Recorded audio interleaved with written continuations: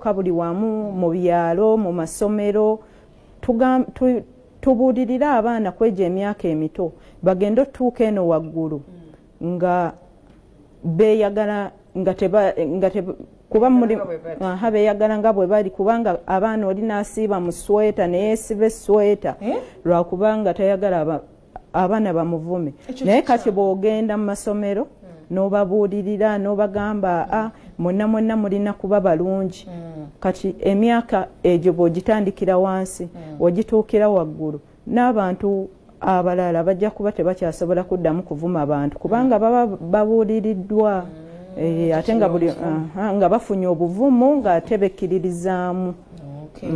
Ekyo kirungi okusomako kuli mukyala Nassuuna okusomako nze nasoma era nengraduatinga mu bachelors of arts in public administration and management ku Nkumba University era bampadde ne scholarship okuddamu okweyongerayo mu kusoma kwange. Olaba kakati oliyo kati ngombuliro oli yali avuma birungi bigenda byepayiringa wepayirinzi nodda kwabo mwena bali teri alina buyinza kukuletera kuwulira bubi kubanga si yatonda abantu ate mukama yamanyi lwaki aba atonda. Tugenda omukyalo Mutegese nga tumaliriza ki ekiddako?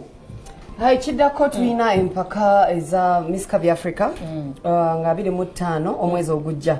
Empaka zino zigenda kuleeta abakyala okuva mu nsi ez'enjawulo ku lukalu lwa Africa nga bagenda kujja wano okukompitingira engule eya Miss Curvy Africa. Omukyala akiikirira abakyala bonna mu kitongole kya Miss Curvy era bangi baba South Africa, Sierra Leone, Congo, wano ensi nyingi ezisukka mu 2 era tujja kubeerawo ku Imperial Royal ng'ennaku z'omwezi 25 November. Ono yagenda okukiikirira Uganda. Kale kakati mama tumirayo omuntu omu babiri tuveewo wano. Miss Curvy ntumira maama wange nentumira baganda bange emikwano n'abantu